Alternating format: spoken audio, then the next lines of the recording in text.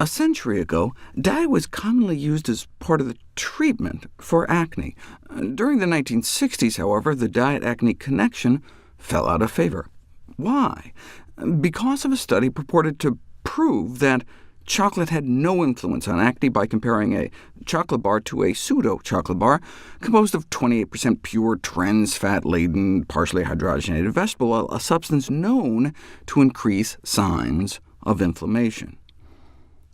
Compared to that, no wonder the chocolate didn't come out looking so bad. And then there was this other study where small groups of medical students ate a variety of purported culprits, and only about a third broke out. But there was no control group to compare to. Yet these two studies, despite their major design flaws, were sufficient to dissociate diet from acne in the minds of most dermatologists.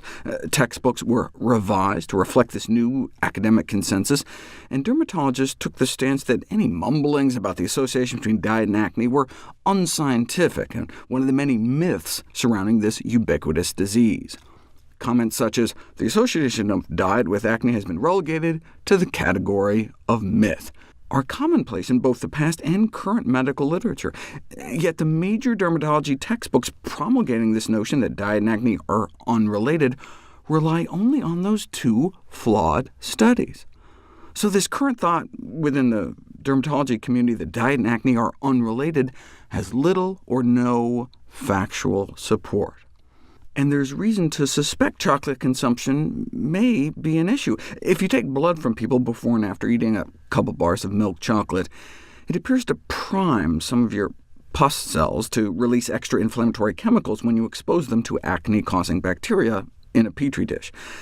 So maybe this is one of the mechanisms that could explain the effects of chocolate on acne.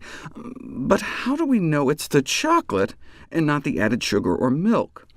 Yes, if you survey teens on their acne severity and eating habits, there appears to be a link to chocolate consumption.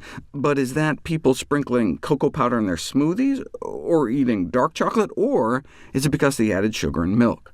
Just cutting down on sugary foods and refined grains can cut pimple counts in half in a few months, significantly better than the control group, complete with compelling before and after pictures. To tease out if it was the sugar, researchers gave people milk chocolate versus jelly beans.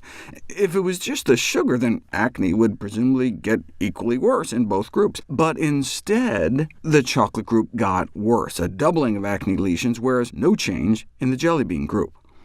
So it's apparently not just the sugar. Maybe there is something in chocolate, or is it only in milk chocolate?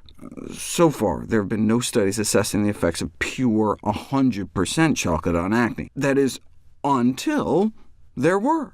57 volunteers with mild to moderate acne were randomized into 3 groups, receiving white chocolate bars, dark chocolate bars, or no chocolate bars every day for a month. And this wasn't just dark chocolate, but 100% chocolate, meaning like baker's chocolate. Unlike pure dark chocolate, white chocolate is packed with sugar and milk, and indeed, acne lesions worsened in the white chocolate group, but not in the dark chocolate or control groups.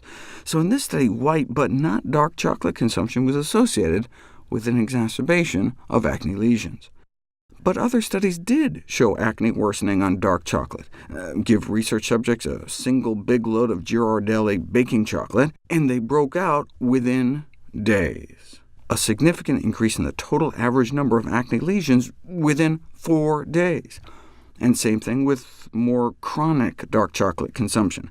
Half a small chocolate bar a day for a month, and increased acne severity was reported within 2 weeks, with before and after pictures looking like this. OK, but what was lacking in these 2 studies? Give people chocolate every day and their acne gets worse, or one big load of chocolate and their acne gets worse. What didn't these studies include? Long-time Nutrition Facts followers should know this by now. Right, they're missing a control group. If you look at surveys, most people believe chocolate causes acne. So if you give people a big load of chocolate, maybe just the stress and expectation that they're going to have an outbreak contributes to the actual outbreak. To really get to the bottom of this, you'd have to design a study where you give people disguised chocolate. You expose people to chocolate without them knowing it, and see if they still break out. Like you could put cocoa powder into opaque capsules so they don't know if they're getting cocoa or placebo, and that would have the additional benefit of eliminating the cocoa butter fat factor. No milk, no sugar, no fat, just pure cocoa powder in capsules versus placebo. But there's never been such a study until now. A double-blind, placebo-controlled study assessing the effects of chocolate consumption, actually cocoa powder consumption, in subjects with a history of acne, assigned to swallow capsules filled with either unsweetened 100% cocoa or a placebo of like an unflavored, unsweetened Jell-O powder.